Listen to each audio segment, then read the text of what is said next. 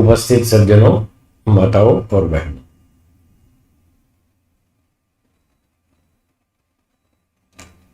हम योग दर्शन के दूसरे पाद का अध्ययन कर रहे थे।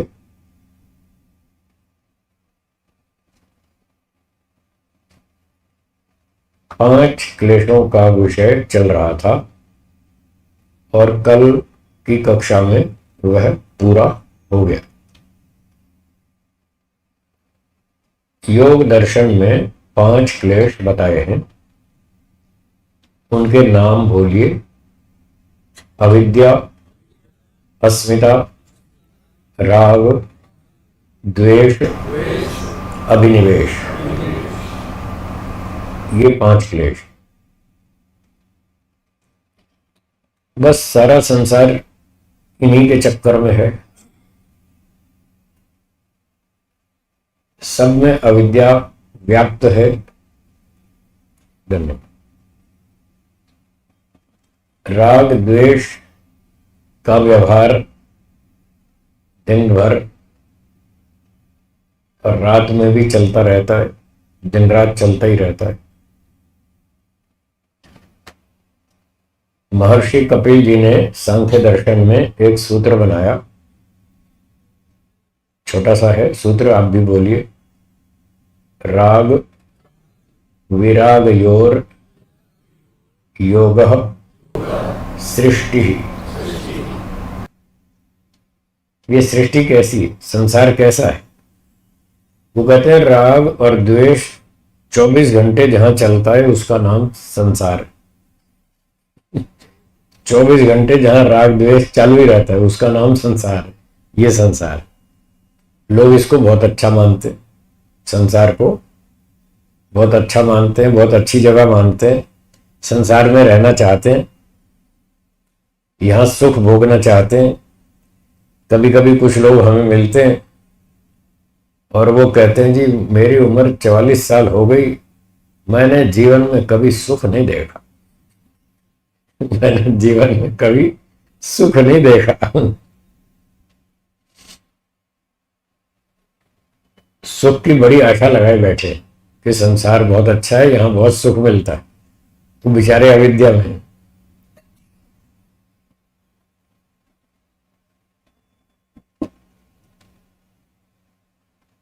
वो समझते हैं यहां बहुत सुख है, उनको पता ही नहीं यहां दुख अधिक है। सुख तो कभी कभार मिल जाता है,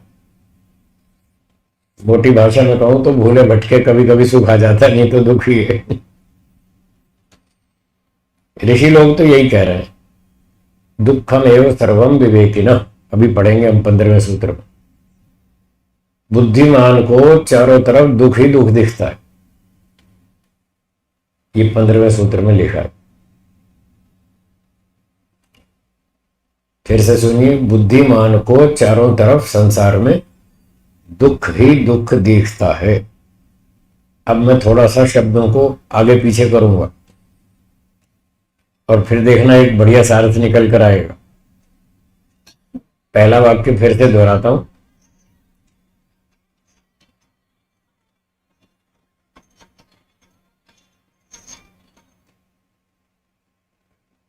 बुद्धिमान को चारों तरफ दुख ही दुख दिखता है। अब मैं शब्दों को आगे पीछे करता हूं। जिसे चारों तरफ दुख ही दुख दिखता है वो बुद्धिमान है। अब पता लग जाएगा कौन कितना बुद्धिमान है, अपना अपना परीक्षण कर लीजिए। तो यहां तो 24 घंटे राग द्वेष चलता है। कपिल मुनि कह रहे हैं जहां 24 घंटे राग द्वेष चलता है वो संसार है।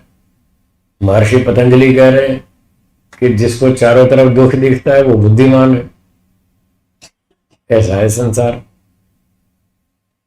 नाम है संसार और सार कुछ भी नहीं, खाली नाम नाम है। नाम है संसार और सार कुछ नहीं। चलिए, तो इस 5 क्लेश वाली स्थिति को समझ लिया हमने। संसार में ये 5 क्लेश चलते रहते हैं। अविद्या, राग, द्वेष सब दिन भर रात भर चलता रहता है। जब तक ये 5 क्लेश हमारे अंदर बने रहेंगे तब तक अगला जन्म मिलता रहेगा।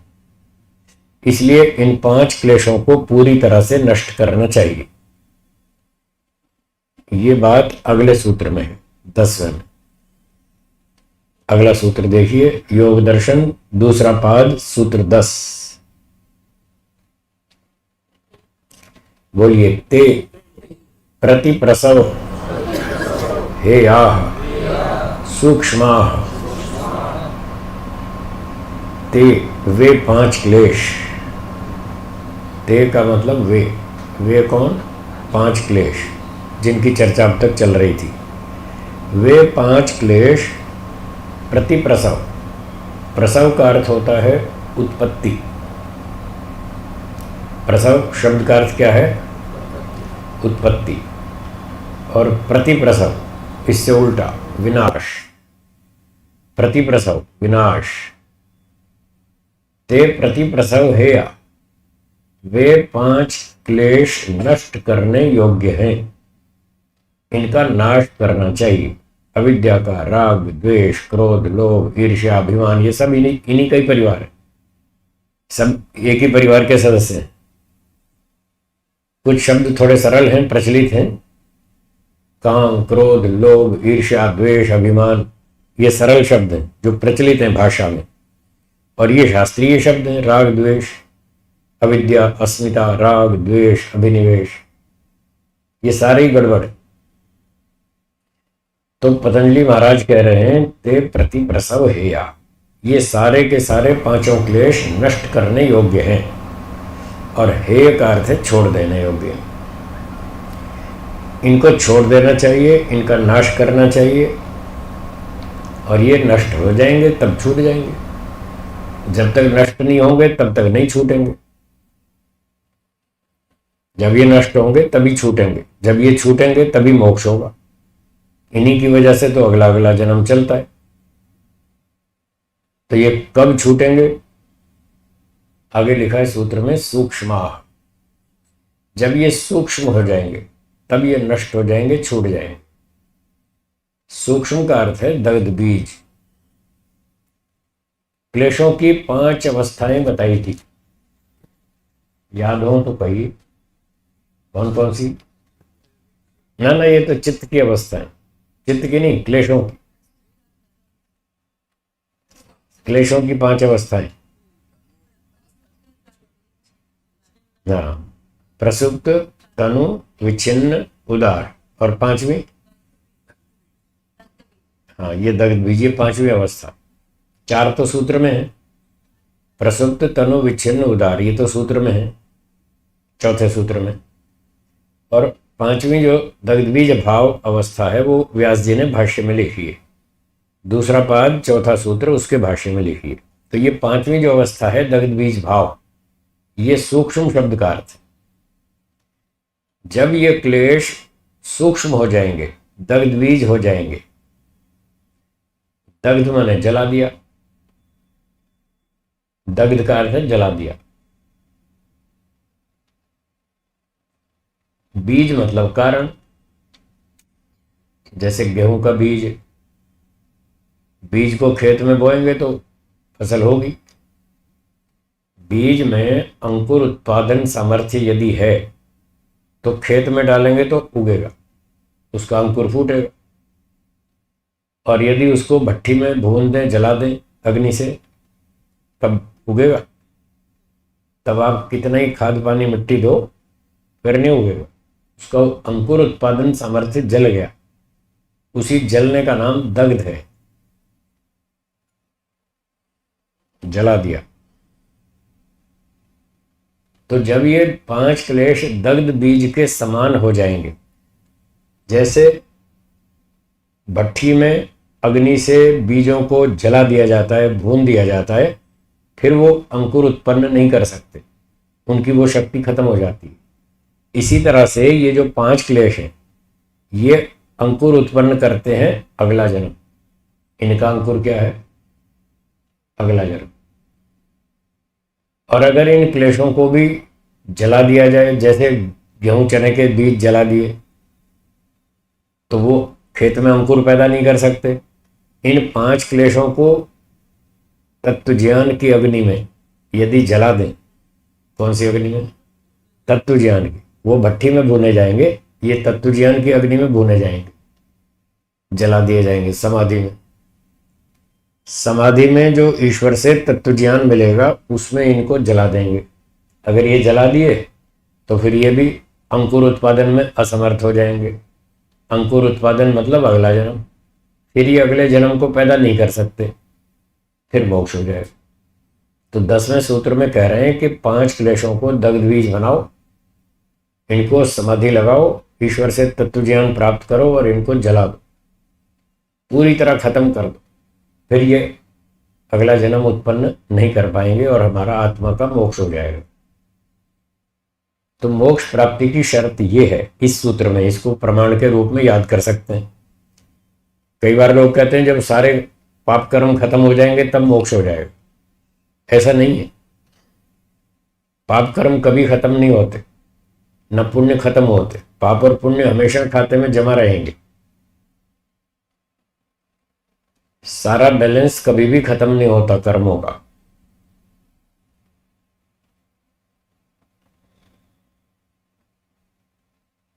आप एक महीने में जितने पैसे कमाते हैं क्या सारे खर्च कर देते हैं या कुछ बचाते हैं? है जी, बचाते हैं ना। क्यों बचाते हैं? आगे काम आएंगे। तो जैसे आगे काम आएंगे ये सोचकर आप सारे पैसे खर्च नहीं करते, कुछ बचा के रखते हैं। ऐसे ही ईश्वर हमारे सारे कर्म खर्च नहीं करता, कुछ बचा के रखता है। जब मुक्ति से वापस आएंगे तब क्या खाएंगे? कुछ बैलेंस होना चाहिए ना, तभी तो मुक्ति से लौटने पर वो जन्म मिलेगा। जन्म मुफ्त में तो मिलता नहीं, वो तो कर्मों से मिलता है।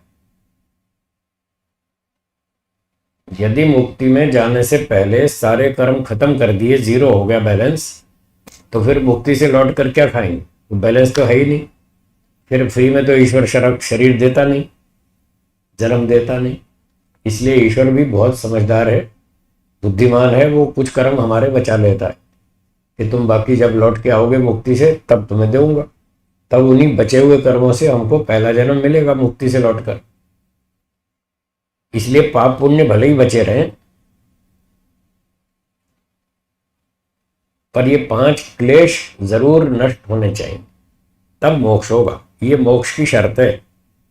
कर्म भले ही बचे रहें, चिंता नहीं है, पर क्लेश यदि बचे रहे तो फिर अगला जन्म होगा, फिर मोक्ष नहीं होगा। यदि क्लेश खत्म हो गए तो मोक्ष हो जाएगा। तो इस सिद्धांत को भी ध्यान में रखें। इसलिए कर्मों के नष्ट करने की चिंता नहीं है, वो तो नष्ट होंगे भी नहीं, वो तो फल भोगने से ही खत्म होते हैं, बिना फल भोगे नष्ट नहीं होते। और क्लेश नष्ट हो जाते हैं तपस्या करके, समाधि लगा करके। ये था सूत्र 10। जब ये 5 क्लेश दग्धबीज हो जाएंगे तब ये नष्ट हो जाएंगे और ये छूट जाएंगे। और ये जितने 3 शरीर हैं ये तीनों शरीर छूट जाएंगे। स्थूल शरीर, सूक्ष्म शरीर, कारण शरीर, ये तीनों शरीर छूट जाएंगे। शरीर से छूट गए तो मुक्ति, छूटने का नाम ही तो मुक्ति है। मुक्ति का अर्थ है छूट जाना। 3 शरीरों से छूट जाना ये मुक्ति है। और 3 शरीरों से यदि छूट गए तो दुख से छूट जाएंगे, तो दुख से छूटना मुक्ति है। कहने का तरीका है, चाहे आप यूं कह दो 3 शरीरों से छूट गए, इसका नाम मुक्ति है, चाहे यूं कह दो कि सारे दुखों से छूट गए, इसका नाम मुक्ति है। एक ही बात। क्योंकि दुख तभी आते हैं जब शरीर हो। शरीर ना हो तो फिर दुख नहीं आता, फिर दुख नहीं भोगते आत्माएं। तो मुक्ति का यही मतलब है। कभी कभी लोग कहते हैं अमुक व्यक्ति की रोग से मुक्ति हो गई, रोग से मुक्ति हो गई। मुक्ति का मतलब छूट गया, रोग से छूट गया। अमुक व्यक्ति की जेल से मुक्ति हो गई, जेल से छूट गया, दंड पूरा हो गया, छोड़ दिया उसको। तो यहां सारे दुखों से मुक्ति हो गई, इसका नाम मुक्ति है या मोक्ष। यहां दुख से मुक्ति का नाम मोक्ष है। अब जिसने 5 क्लेश दग्ध बीज कर दिए उसकी तो मुक्ति हो गई, उसके तीनों शरीर आत्मा से अलग हो जाएंगे और आत्मा अलग हो जाएगा और वो ईश्वर से कनेक्ट हो जाएगा। अभी वो शरीर से कनेक्ट है। बंधन का मतलब शरीर से जुड़ा हुआ, शरीर से संबद्ध, प्रकृति से संबद्ध। यदि आत्मा प्रकृति से संबंध प्राप्त करेगा, संबद्ध हो जाएगा, तो फिर इसके गुणों की प्राप्ति होगी। प्रकृति वाले अग्नि के पास बैठेंगे तो अग्नि के गुण मिलेंगे, और जल के पास बैठेंगे तो जल के गुण मिलेंगे, ठंडक। इसी तरह से बंधन में आत्मा प्रकृति से संबद्ध हो जाता है, तो प्रकृति के गुण सुख दुख मोह, ये 3 विशेषताएं हैं प्रकृति की। सत्वरजतम 3 पार्टिकल्स हैं, उससे सुख दुख मोह, ये 3 तरह की अनुभूतियां उसको भोगनी पड़ती हैं जब वो शरीर के बंधन में आता है। जब मोक्ष में जाता है तो शरीर आदि से संपर्क टूट गया, तो ये तीनों बंद हो गए, सुख दुख मोह सब खत्म, और उधर ईश्वर से कनेक्ट हो जाएगा, उससे संबद्ध हो जाएगा, तो ईश्वर का आनंद मिलेगा, ईश्वर का ज्ञान मिलेगा। वहां तो बस माल ही माल, वहां वो माला माल हो जाता है, खूब माल मिलता है, मोक्ष में खूब आनंद मिलता है, और जो चाहे सो ही कर लेता है। वो खूब घूम लेता है, देश दुनिया की सैर कर लेता है, सारे ब्रह्मांड की सैर कर लेता है। ये दिखने वाले लोकांतर तो बहुत थोड़े, 200-300 दिखते हैं बस, या 2-3 हजार होंगे, कहीं पढ़ा था मैंने, याद नहीं आ रहा। 2-3 हजार होंगे। 3,000 तारों को हम आंख से देख सकते, चलो 3,000 मान लेते, और हैं तो खरबों की संख्या में। एक एक गैलेक्सी में खरबों की संख्या में तारे हैं, उनके अपने अपने सौरमंडल हैं। ये एक गैलेक्सी कहलाती है, और ऐसी ऐसी अरबों खरबों गैलेक्सीज हैं ब्रह्मांड के अंदर। उन सारी गैलेक्सीज में घूमने की छूट, ना टिकट चाहिए, ना पासपोर्ट चाहिए, ना वीजा चाहिए, कोई परमिशन नहीं चाहिए, कोई किराया भाड़ा नहीं चाहिए, कुछ नहीं चाहिए, फ्री में घूमो। आप सोचेंगे जी वहां कौन सा विमान मिलता है घूमने के लिए? वहां ईश्वर का विमान मिलता है, ईश्वर की शक्ति मिलती है, उससे आप कहीं भी घूमो, कहीं भी जाओ, कुछ भी देखो, कुछ भी सुनो, सब पूरी छूट है।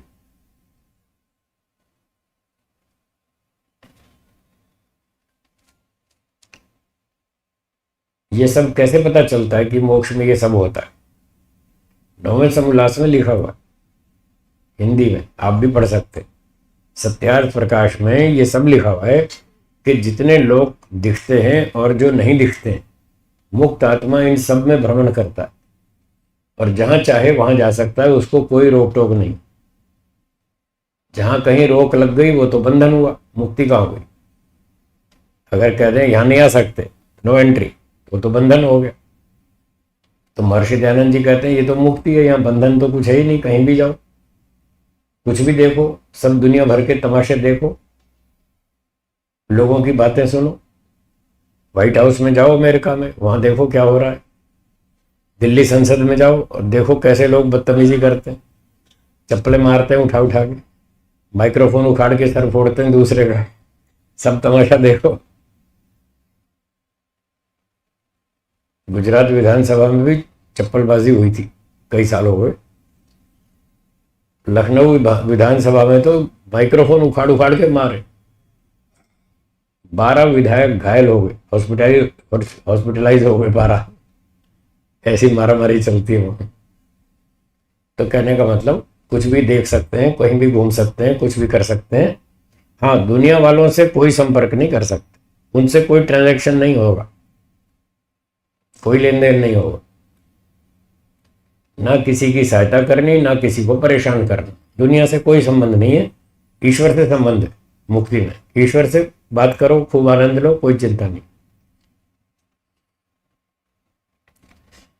एक दिन एक व्यक्ति ने पूछा, मुझसे प्रश्न पूछा, अगर किसी मुक्त आत्मा की इच्छा हो जाए और वो ये देखे कि ये बेचारे गरीब बस्ती वाले हैं, ये परेशान हैं, ये दुखी हैं, थोड़ी इनकी मदद कर दूं, ऐसी उसकी इच्छा हो जाए, संसार वालों की सहायता करने की, तो क्या वो सहायता कर सकता है या नहीं? ऐसा मुझसे पूछा किसी ने। तो मैंने कहा नहीं, वो ऐसी सहायता नहीं कर सकता, उसको भगवान ने मना कर रखा। एक तो इस विषय में वेदांत दर्शन में सूत्र है जिसमें यह बात लिखी है। वेदांत दर्शन का चौथा अध्याय, चौथा पाद और सूत्र है 17, 4-4-17। इस सूत्र में लिखा है, जगत व्यापार वर्जम, मुक्त आत्मा को जगत का व्यापार नहीं करना, संसार के लोगों से कोई लेन देन नहीं करना, उनकी कोई सहायता नहीं करनी और कोई परेशानी भी नहीं करनी, उनको कुछ नहीं करना, दुनिया वालों से कोई मतलब नहीं। ये बात वेदांत दर्शन 4-4-17 में लिखी है। और दूसरा, इसको मैंने समझाने के लिए थोड़ा मनोरंजक ढंग से, ऐसे अलंकारिक ढंग से बताया उसको कि मान लो चलो लालचंद जी की इच्छा हो गई मोक्ष में कि चलो भाई थोड़ा ये गरीब बस्ती वाले हैं, इनकी मदद कर दें। तो लालचंद जी ने ईश्वर से कहा कि जी मैं मुक्तात्मा हूँ, खूब मज़े में हूँ, और ये बेचारे गली मोहल्ले वाले बस्ती वाले दुखी हो रहे हैं, मेरी इच्छा हो रही है इनकी थोड़ी सहायता कर दूँ, थोड़ा इनको सुझाव दे दूँ, थोड़ी गाइडेंस दे दूँ, और इनको ये कहूँ कि भाइयों पहले मैं भी यहीं था, संसार में बहुत दुखी था, अब मैं मज़े में हूँ, अब मैं मोक्ष में आ गया हूँ, आप भी आ जाओ, मोक्ष में आ जाओ, क्यों दुखी हो रहा? ऐसे ऐसे मैं भी उनको थोड़ी सलाह देना चाहता हूँ, तो आप मुझे परमिशन दो, तो मैं ये काम कर लूँ। तो ईश्वर ने परमिशन नहीं दी। क्यों नहीं दी?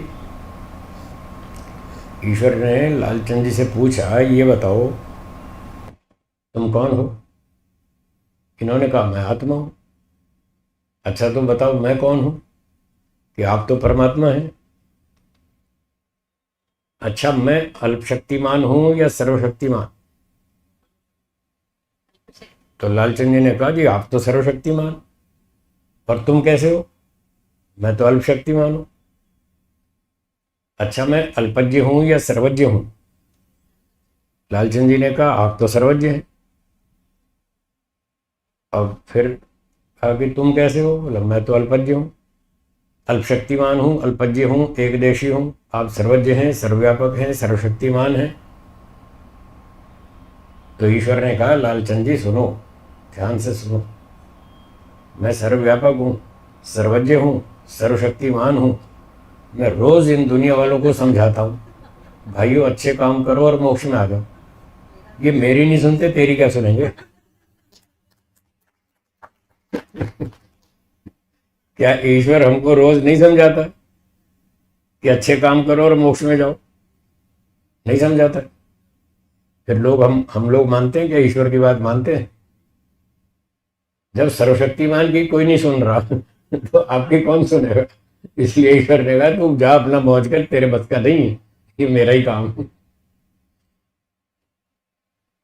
अगर तुम 10 आदमियों को कहोगे भी कि तुम अच्छे काम करो और मोक्ष में आ जाओ, क्यों दुखी हो रहे, और उन्होंने नहीं सुनी, फिर तुमको गुस्सा आएगा, फिर तुम्हारा दिमाग खराब होगा। मैं इनके भले के लिए कह रहा हूँ, ये मेरी सुनते नहीं, उल्टा मुझे गाली देते, ये आया मुक्ति वाला है, ये आया मुक्ति वाला, ऐसे ऐसे चिढ़ाएंगे वो। ये आया मुक्ति वाला, ये हमको उपदेश देने आया, ऐसे चिढ़ाएंगे आप दुखी हो जाएंगे। ईश्वर को लोग रोज गालियां देते हैं, झूठे आरोप लगाते हैं, बदनाम करते हैं, फालतू की बातें करते हैं, बिना सिर पैर की बातें करते हैं, रोज देते हैं गाली। जितनी गाली ईश्वर खाता है इतनी दुनिया में कोई भी नहीं खाता। करोड़ों व्यक्ति उसको रोज गालियां देते हैं, आरोप लगाते हैं, बदनाम करते हैं, तब भी ईश्वर दुखी नहीं होता, वो मस्त रहता है। तो हमारी तो इतनी शक्ति नहीं है, हमें 2 आदमी कुछ उल्टा सीधा कह दे तो रात को नींद नहीं आती कि उसने ऐसा क्यों कह दिया, उसने ऐसा क्यों कह दिया, लोगों की नींद खराब हो जाती है। इसलिए ईश्वर ने मना कर दिया कि तुम जाओ मोक्ष में, तुम्हारा काम घूमो फिरो, मौज करो, आनंद लो, बस इतना ही। मुक्ति कर्म क्षेत्र नहीं है। क्या बोला? हाँ, ये फल भोगने का क्षेत्र है। मुक्ति में तो फल भोगना है, कर्म नहीं करना। कर्म तो अब करना है। ये संसार कर्म क्षेत्र है और मुक्ति फल भोगने का क्षेत्र है। जैसे बच्चे 5-6 दिन स्कूल जाते हैं, सोमवार से शनिवार तक, और संडे को छुट्टी बनाते हैं। अगर आप संडे को बच्चों को कह दो बेटा 2 घंटे पढ़ाई करो, तो उनको पसीने आ जाते हैं। संडे को पढ़ाई करना चाहते हैं? नहीं चाहते। आप कहोगे 2 घंटा पढ़ाई करो, वैसे क्यों करें, आज तो छुट्टी है, आज तो मौज करेंगे, आज थोड़ी पढ़ेंगे। तो जैसे संडे की छुट्टी होती है, उस दिन बच्चे पढ़ना नहीं चाहते, तो मोक्ष भी छुट्टियों के दिन है। मोक्ष में जाओ, छुट्टी मनाओ, मोक्ष डेज आर हॉलीडेज, जाओ मौज करो। वहां क्यों काम करना, काम तो अब करना है, अब कर लो जितना करना। अब सेवा कर लो, दान दे लो, प्रचार कर लो, विद्या पढ़ा लो, सलाह दे लो, सम्मति दे लो, कुछ भी कर लो। अब जो करना है कर सकते हैं।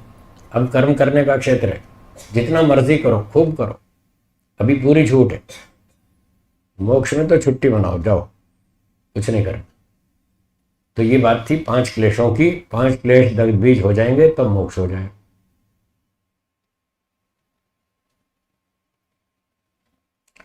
अब अगला सूत्र देखिए। एक विद्यार्थी ने पूछा, ठीक है गुरुजी, आपकी बात समझ में आ गई, जिसके 5 क्लेश दग्ध बीज हो जाएंगे उसका तो मोक्ष हो जाएगा, पर जिसके अभी दग्ध बीज नहीं हुए उसका क्या? वो तो बेचारा ऊंचा नीचा होता रहता है सारे दिन, उसका क्या होगा? उसका अगले सूत्र में, 11वें सूत्र में बता रहे हैं। बोलिए, ध्यान हेयाः तद्वृत्तयः।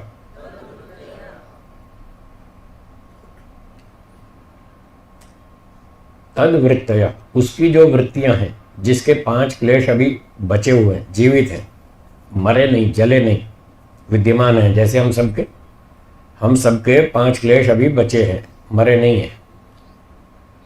तो जिनके 5 क्लेश अभी खत्म नहीं हुए, विद्यमान हैं, उनको ये क्लेश दिन भर सताएंगे। क्लेशों से फिर वृत्तियां पैदा होंगी, प्रमाण, विपर्य, विकल्प, निद्रा, स्मृतया, 5 वृत्तियां बताई थी। वो 5 वृत्तियां दिन भर पैदा होती रहती हैं। उन्हीं को रोकने का नाम योग है। योगश्च चित्त वृत्ति निरोधा। तो जब क्लेश हैं तो वो वृत्तियां पैदा करेंगे, विचार पैदा करेंगे, मन में अच्छे बुरे विचार आएंगे। कुछ विचार स्थूल होते हैं, कुछ विचार सूक्ष्म होते हैं। स्थूल विचार जल्दी पकड़ में आते हैं, जल्दी समझ में आ जाते हैं। जो सूक्ष्म विचार होते हैं वो अभी समझ में नहीं आते। जैसे जैसे उन्नति करते जाएंगे, आगे बढ़ते जाएंगे, वैसे वैसे सूक्ष्म विचार भी समझ में आएंगे। उदाहरण के लिए, आप नीचे सड़क पे खड़े हैं और सड़क पे सीधा देखेंगे तो आधा किलोमीटर दिखेगा, उसके आगे का सीन नहीं दिखता ना। धरती गोल है, घूम जाती है तो थोड़ी दूर तक दिखता। तो जहां आप खड़े हैं वहां से आधा पौना किलोमीटर तक दिखता है, आगे का दृश्य नहीं दिखता। लेकिन जब आप उतना रास्ता पार कर लेंगे, फिर उससे और आगे का दिखेगा।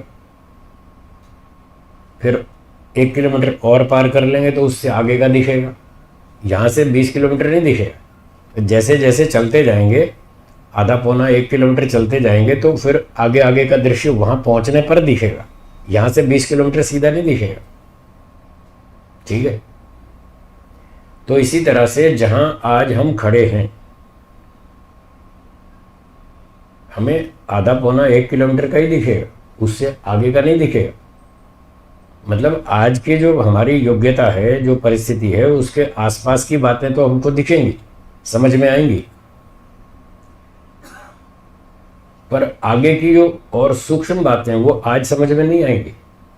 जब हम उतनी प्रगति कर लेंगे तब उससे आगे का क्षेत्र वो फिर दिखाई देगा। फिर दिखेगा, अरे अभी तो और बहुत सारा क्लेश बचा हुआ है। हम समझ रहे थे हमने तो इन क्लेशों को मार दिया, पर अभी तो मरे नहीं, अभी तो और बहुत सारा काम है। तो वो जो सूक्ष्म बातें हैं, सूक्ष्म वृत्तियां हैं, सूक्ष्म विचार हैं, वो आज समझ में नहीं आएंगे, धीरे धीरे समझ में आएंगे। जैसे जैसे योग्यता बढ़ेगी वैसे वैसे समझ में आएंगे। एक विद्यार्थी ने 5वीं कक्षा पास कर ली, प्राइमरी स्कूल कंप्लीट, वो समझता है मैं बहुत विद्वान बन गया हूँ, मैं बहुत पढ़ गया हूँ। फिर जब छठी क्लास में जाएगा, जब सिलेबस खोलेगा, जब पता चलेगा अभी तो और बहुत सीखना बाकी है। फिर छठी पास करेगा, फिर 7वीं की किताब खोलेगा, तब पता चलेगा अभी तो और बहुत बाकी है। तो इस तरह से जैसे जैसे आगे बढ़ते जाएंगे तो अगली अगली बातें आगे चलकर समझ में आएंगी, अभी तो समझ ही नहीं आएंगी। अगर किसी 5वीं छठी कक्षा के विद्यार्थी को आप बीए और एमए का सिलेबस पढ़ाएं, अभी तो उसको समझ ही नहीं आएगा, उसका स्तर नहीं है समझने का, बुद्धि का विकास इतना हुआ ही नहीं। तो धीरे धीरे विकास होगा, धीरे धीरे ऊंची बातें समझ में आएंगी। तो जैसे मैंने कहा था, एक वक्ता कह रहे थे, मेरे मन में किसी के प्रति लेश मात्र भी द्वेष नहीं है उसको दिखता ही नहीं द्वेष, अभी योग्यता ही नहीं है तो क्या दिखेगा, जबकि ढेर सारा द्वेष भरा पड़ा है उसमें। तो जो मोटी मोटी वृत्तियां हैं, मोटे मोटे विचार हैं, स्थूल विचार हैं, वो तो आज समझ में आएंगे।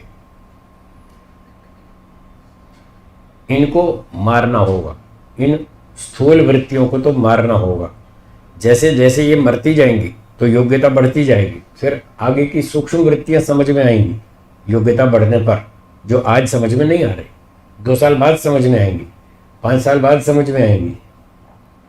आपको लगता है कि मैं बिल्कुल जो भी सोचता हूँ वो बिल्कुल ठीक होता है, मेरे चिंतन में कहीं कोई गलती नहीं है, प्रायः ऐसा लोग मानते हैं। और यही मानकर वो अपनी बातें दिन भर कहते रहते हैं, मैं जो कहता हूँ वो ठीक है, मेरी बुद्धि इतनी अच्छी है, इतना मेरा अनुभव है, इतना मैं पढ़ा लिखा हूँ, मेरी बात कैसे गलत हो सकती है। आमतौर पर आदमी यही सोचता है। आप भी उन्हीं में से हैं, आप कोई बाहर नहीं है, आप भी यही सोचते हैं मैं जो कह रहा हूँ वो ठीक है। लेकिन जो बातें आप आज कह रहे हैं, अगले 5 साल बाद आपको पता चलेगा कि मैं पहले जो 5 साल पहले कह रहा था वो गलत थी, बहुत सारी गलत थी। 5 साल बाद पता चलेगा, जो आज पता नहीं चल रहा। आज से 5 वर्ष पहले की बातें सोचिए, आज जितनी बुद्धि योग्यता है आपकी, क्या 5 वर्ष पहले भी इतनी थी? कम थी या अधिक थी? कम थी। 5 साल पहले भी आप यही मानते थे मैं ठीक हूं, 5 साल पहले भी आप यही सोचते थे मैं बिल्कुल ठीक हूं। पर इन 5 वर्षों में कई बातें आपको समझ में आ गई कि 5 साल पहले जो मैं सोचता था वो गलत था, अब मुझे समझ में आया वो गलत था, अब जो सोच रहा हूं ये ठीक है। तो कुछ बातें तो अब समझ में आ गई। इससे सिद्ध हुआ कि पिछले 5 वर्षों में आपकी बुद्धि का विकास हुआ है, ज्ञान विज्ञान का विकास हुआ है।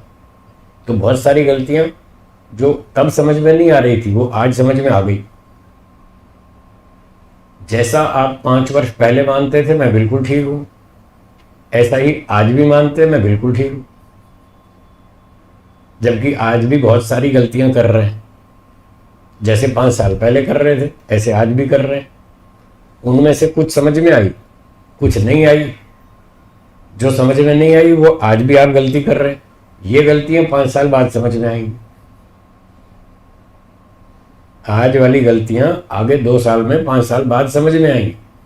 तब आप फिर यही महसूस करेंगे, ओहो 2 साल 5 साल पहले तो मैं ऐसा कहता था, वो तो गलत था।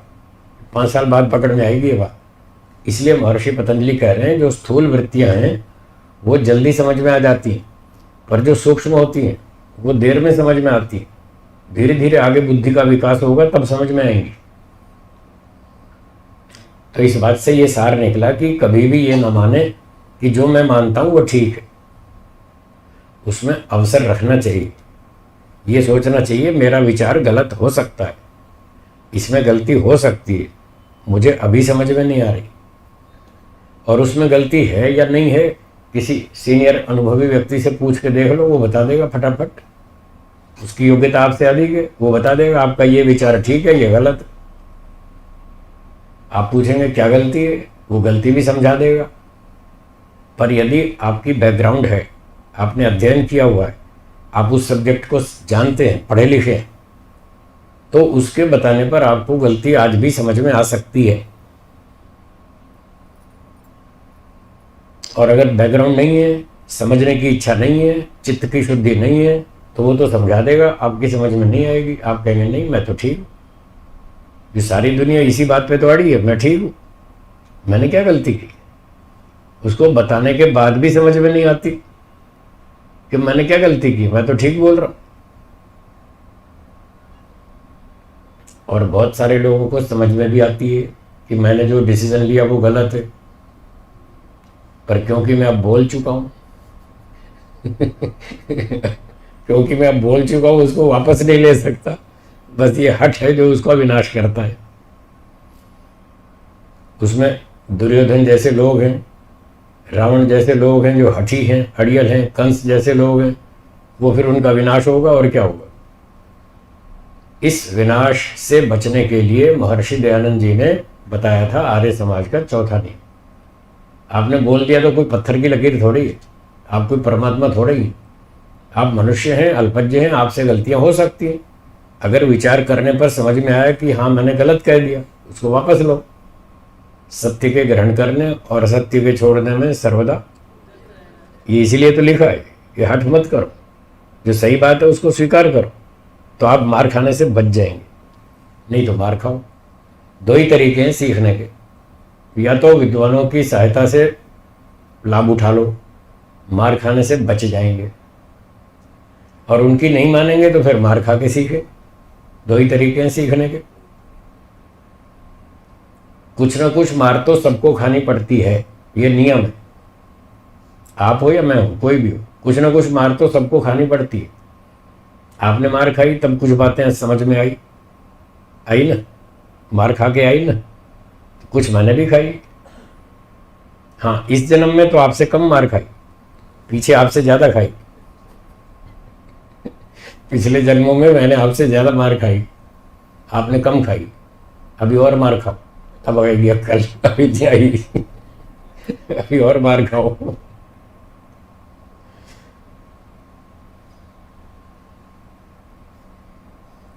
आप जो मार खा रहे हैं इस जन्म में, मैं वो पिछले जन्मों में खा चुका हूं। पिछले जन्मों में मार खा ली, मेरे संस्कार बन गए, वो संस्कार इस जन्म में मेरे साथ चले आए, और इस जन्म में बचपन से उन संस्कारों ने मुझे सावधान कर दिया, खतरा है, इधर मत जाना, पिट जाओगे। तो मैं मार खा चुका हूं ना, उन संस्कारों ने मुझे बचा लिया। आप अब खा रहे हैं, और अब मार खा खा के अब आपके संस्कार बन रहे हैं।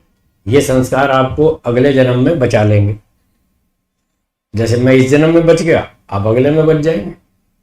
आप में बहुत सारे लोग हैं जो कान पकड़ते हैं, इस बार तो गलती कर ली सही कह रहा हूं, कान पकड़ते इस बार तो गलती कर ली, अगली बार नहीं करेंगे।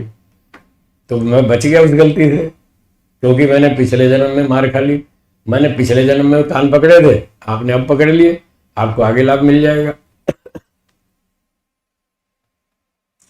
तो बुद्धिमान व्यक्ति वो होता है जो अपने सीनियर की बात का लाभ उठा ले, सीनियर के शब्द प्रमाण से लाभ उठा ले, वो बुद्धिमान होता है। और जो खुद मार खा के सीखे वो मूर्ख होता है। अब देखिए, आपको लगेगा दोनों बातों में विरोध है, विरोध नहीं है।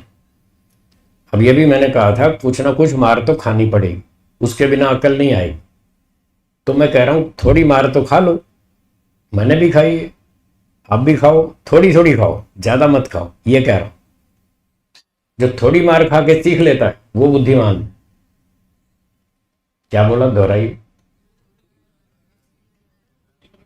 आगे गलती नहीं करता, थोड़ी मार खा ली, सीख लिया ये गलती हुई, अब आगे नहीं करूंगा, वो समझदार है, बुद्धिमान है। और फिर आगे गलतियां ना हो उनसे बचने के लिए अपने सीनियर लोगों के निर्देश का पालन करता है। वो मार खाने से बच जाएगा, बहुत सारी मार खाने से बचेगा, थोड़ी मार खा के ही सीख जाएगा। तो जो शब्द प्रमाण से, बड़े विद्वानों से, गुरुजनों से, ऋषियों से, ईश्वर की शब्द प्रमाण से लाभ उठा लेता है, तो उसने थोड़ी मार तो खा ली, पर आगे की बहुत सी मार खाने से बच जाएगा, वो बुद्धिमान है। और जो अपनी अकल लगाएगा हमेशा मैं तो खुद ही करके सीखूंगा, खुद ही गलतियां करूंगा तभी सीखूंगा, तो ज़्यादा मार खाएगा। आना तो फिर वहीं पड़ेगा जो ऋषि कह रहे हैं, जो ईश्वर कह रहा है, जो हमारे गुरुजन कह रहे हैं, आना तो उसी पटरी पे पड़ेगा। तो मार खा के आओ, चाहे उनके कहने से आ जाओ, आपकी इच्छा है। तो जो उनके शब्द प्रमाण से सीख लेता है वो बुद्धिमान है, वो बहुत थोड़ी मार खाता है। और जो खुद प्रयोग कर करके सीखता है वो ज़्यादा मार खाता है। आप अपना अपना हिसाब देख लीजिए, आप कौन सी कैटेगरी में, खुद एक्सपेरिमेंट करने वाले में या शब्द प्रमाण से लाभ उठाने वालों में। एक व्यक्ति रोगी हो गया, गया डॉक्टर साहब के पास, डॉक्टर साहब मैं रोगी हो गया हूँ।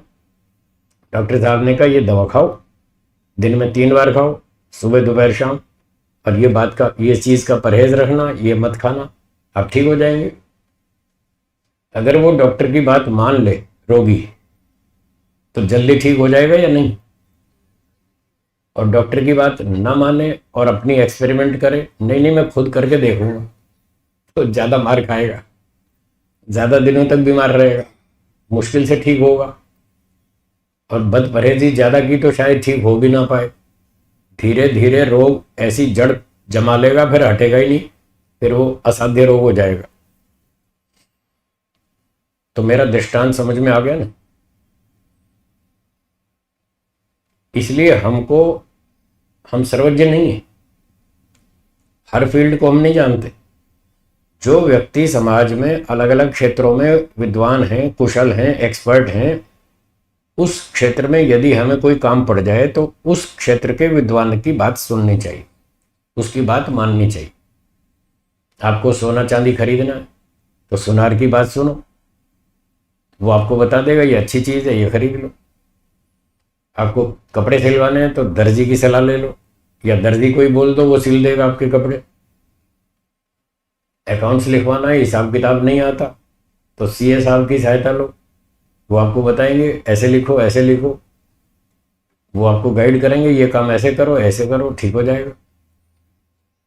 कपड़ा खरीदना हो तो कपड़े के व्यापारी की सहायता लोगी, हमको अच्छा कपड़ा दिला दो।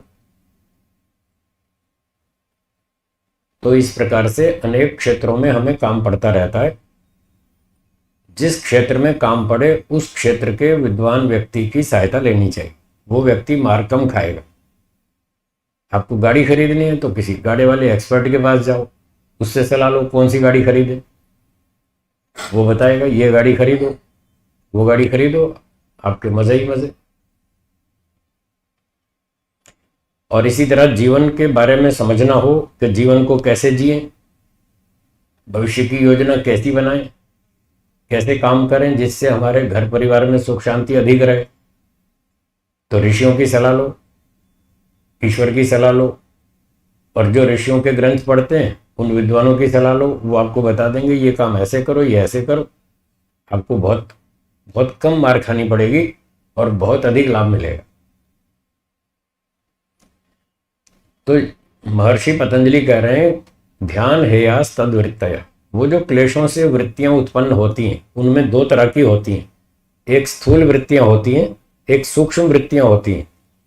जो स्थूल वृत्तियां होती हैं वो जल्दी समझ में आ जाती हैं और उनको हटाने के लिए, दबाने के लिए, मारने के लिए थोड़ी मेहनत करनी पड़ती। एक व्यास भाष्य में उदाहरण दिया है,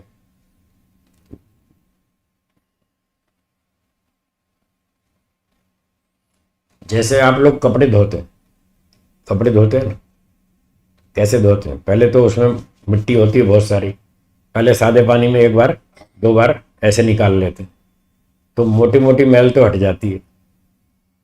सादे पानी में कपड़े डुबोने से, ऐसे ऐसे झपकाने से मोटी मोटी मैल तो हट जाती, पर जो सूक्ष्म मिट्टी है वो घुसी होती है अंदर तक, वो सादे पानी से नहीं निकलती।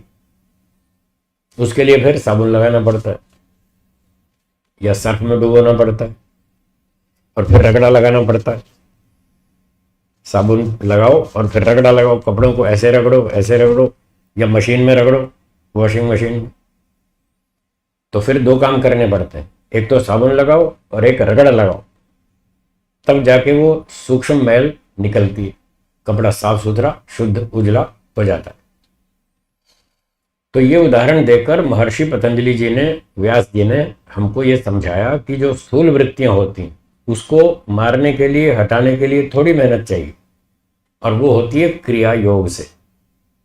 किससे?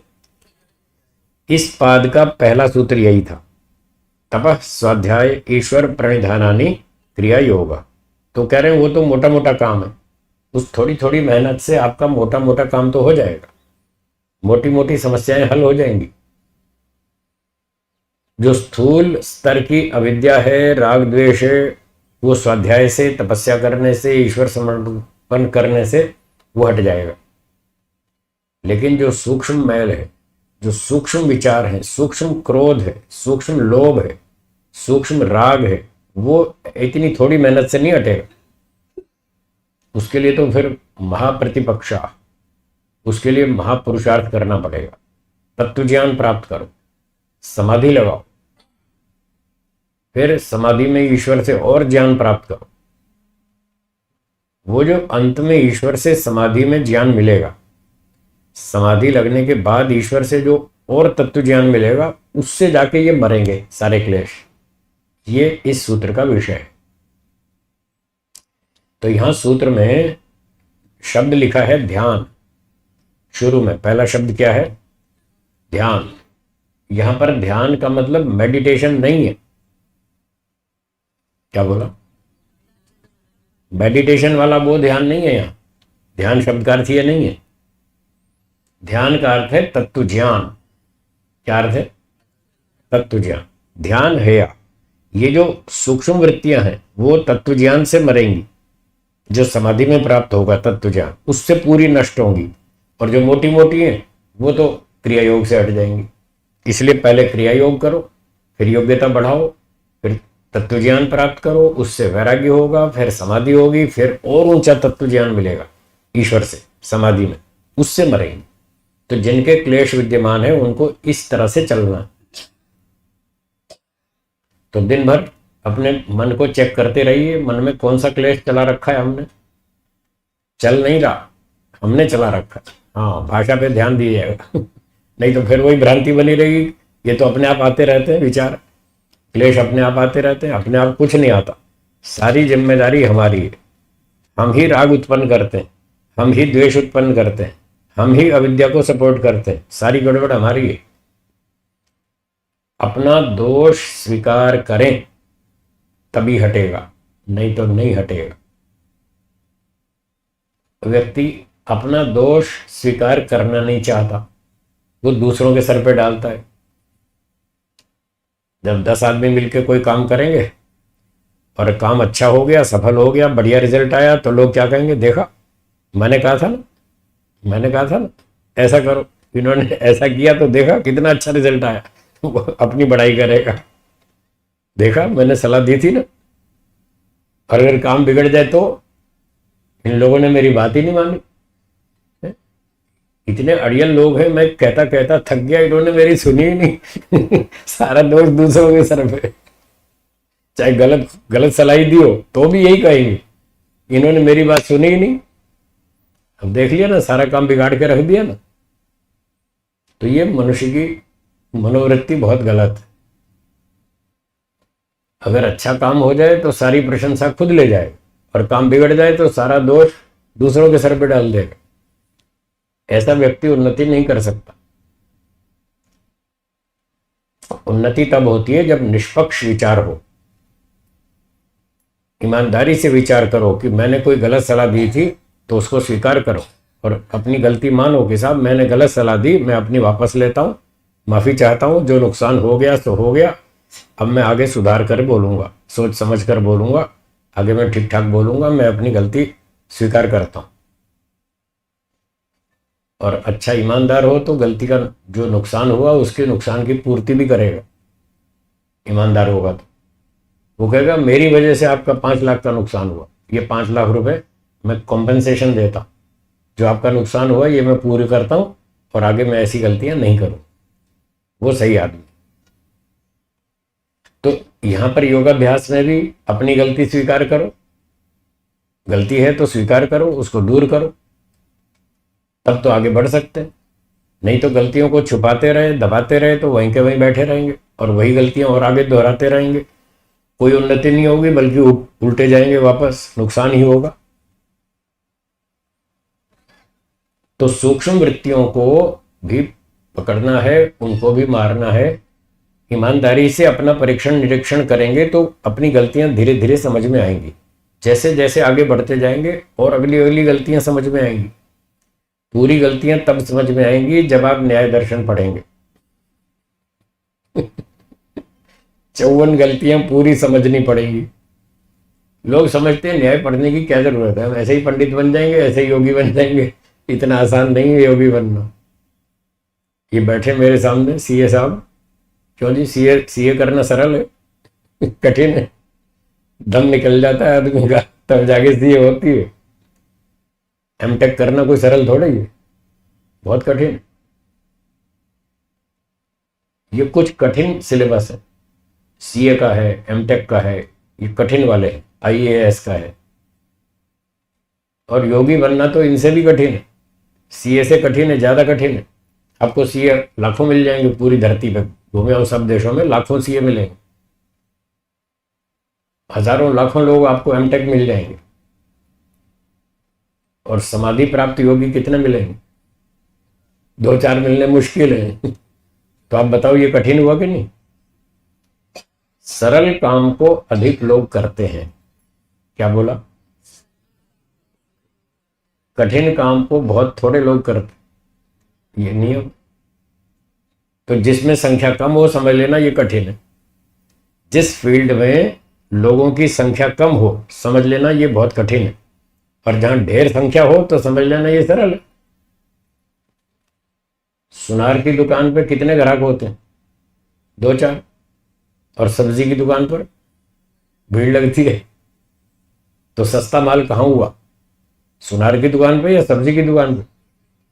इसलिए भीड़ लगती है, वो सस्ता है, वो सरल है, वो सामान खरीदना सरल है, इसलिए वहां भीड़ ज्यादा होती है। सोना खरीदना कठिन है, इसलिए वहां संख्या कम होती है। कई बार लोग कहते हैं जी आर्य समाज में क्या 25-50 लोग आते, इसकी संख्या बढ़ाओ ना।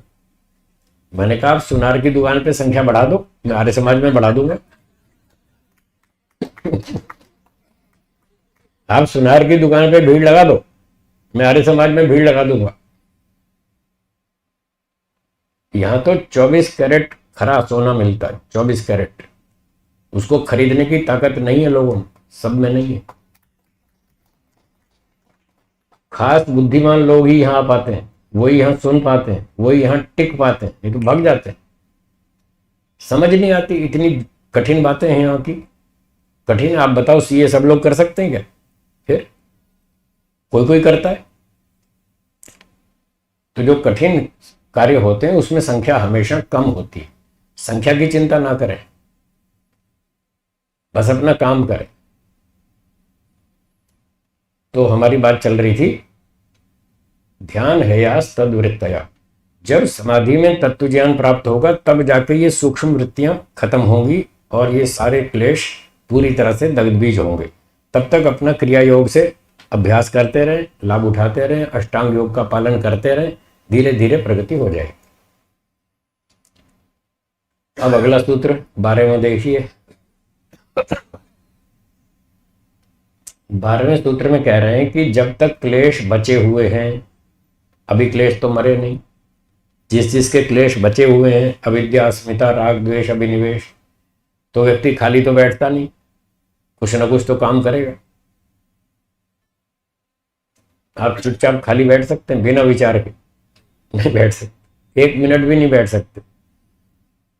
10 सेकंड भी शायद रोकना मुश्किल है। 10 सेकंड भी आप विचार को पूरी तरह रोक दें, बहुत कठिन है। तो कुछ तो काम करेंगे ही, कुछ ना कुछ सोचेंगे, कुछ ना कुछ बोलेंगे, कुछ ना कुछ आचरण करेंगे, मन वाणी शरीर से कोई ना कोई कर्म तो करेंगे ही। तो जब तक क्लेश विद्यमान है और फिर उन क्लेशों से प्रेरित होकर व्यक्ति कर्म करता है या करेगा, तो वो जो कर्म करेगा वो क्लेशों वाले कर्म है। इसको बोलते हैं सकाम कर्म। क्या बोलते हैं? सकाम कर्म, जो क्लेशों से उत्पन्न होते हैं। राग, द्वेष, अविद्या से प्रेरित होकर व्यक्ति जो भी मन वाणी शरीर से कर्म करता है वो सकाम कर्म। तो जिन क्लेशों के कारण व्यक्ति सकाम कर्म करता है उन कर्मों का फल कुछ इस जन्म में कुछ अगले जन्म में ऐसे मिलेगा। ये बात अगले सूत्र में है। अब सूत्र 12वां बोलिए। क्लेश मूलः कर्माशयो दृष्ट अदृष्ट जन्म वेदनीय। दृष्ट माने जो दिख रहा है, ये जन्म हमारा दिख रहा है, आंख से दिख रहा है ना, ये हम जन्म लेकर बैठे। और अदृष्ट आगे वाला जो नहीं दिख रहा है, जो नहीं दिख रहा वो आगे जन्म आएंगे, अगला दूसरा तीसरा चौथा पांचवा, वो अदृष्ट जन्म। और जो वर्तमान दिख रहा है ये दृष्ट जन्म। वेदनीय का अर्थ है भोगने योग्य। वेदना अनुभूति, भोगना। तो जिन कर्मों उन कर्मों का फल, कुछ कर्मों का फल दृष्ट जन्म वेदनीय है, इसी जन्म में मिल जाएगा, इसी जन्म में भोगने को मिल जाएगा। और कुछ कर्मों का फल अदृष्ट जन्म अगले जन्मों में मिलेगा। यानी हम पूरे जन्म में जितने भी कर्म करते हैं सारे जीवन में, उनमें से कुछ कर्मों का फल हमें इस जन्म में मिलेगा, कुछ का अगले जन्मों में मिलेगा। किन कर्मों का? जो क्लेशों से उत्पन्न हुए, सकाम कर्म। सकाम कर्म, सकाम कर्म वो हैं जिनमें सांसारिक सुख की कामना की जाती है। धन चाहिए, सम्मान चाहिए, पुत्र चाहिए, परिवार चाहिए, संपत्ति चाहिए, सैर सपाटा चाहिए, खाना पीना, मौज मस्ती, गीत संगीत, डांस चाहिए, जिसमें भी सांसारिक सुख चाहिए, वो सारे सकाम कर्म। और ये सकाम कर्म क्यों होते हैं? क्योंकि अविद्या है। लोग माने बैठे हैं संसार में बहुत सुख है, सुख माने बैठे हैं, तभी तो सुख के लिए काम कर रहे हैं। तो इस प्रकार से जो सुख, भौतिक सुख के लिए काम करते हैं, वो क्लेश मूलक कर्माशय है। क्लेश है मूल जिसका, मूल मतलब कारण, क्लेश है कारण जिसका। क्लेश है 5, तो 5 क्लेशों के कारण से किए गए कर्म। कर्माशय का मतलब कर्मों का भंडार। जैसे जलाशय, जल का आशय, आशय माने भंडार। तालाब को जलाशय कहते हैं, वहाँ जल का भंडार है, खूब सारा जल है। नदी है, तालाब है, समुद्र है, इसको जलाशय कहते हैं। तो जो जल का भंडार है वो जलाशय, जो कर्मों का भंडार है वो कर्माशय। क्लेश के कारण से जो कर्मों का भंडार हमने उत्पन्न किया वो है क्लेश मूलः कर्माशय। वो कर्माशय कुछ तो इस जन्म में फल देगा, कुछ अगले में। एक विद्यार्थी ने 1 साल तक पढ़ाई की 6ठी कक्षा में, फिर परीक्षा दी, अंत में वार्षिक परीक्षा, फिर रिजल्ट आ गया, वो पास हो गया। तो 1 वर्ष तक पढ़ाई की, उसको रिजल्ट आ गया, फल मिल गया, पास हो गया। अगले वर्ष उसने 7वीं की पढ़ाई की, फिर परीक्षा दी, फिर उसका रिजल्ट आ गया, पास हो गया।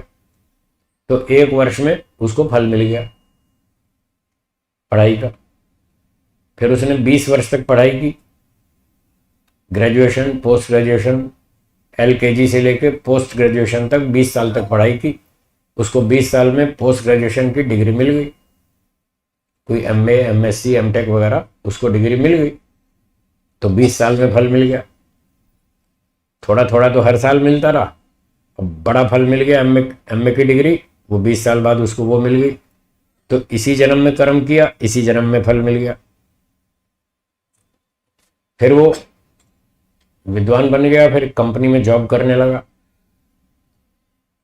कंपनी में 1 महीना काम किया, 1 महीने बाद उसको तनख्वाह मिल गई, सैलरी।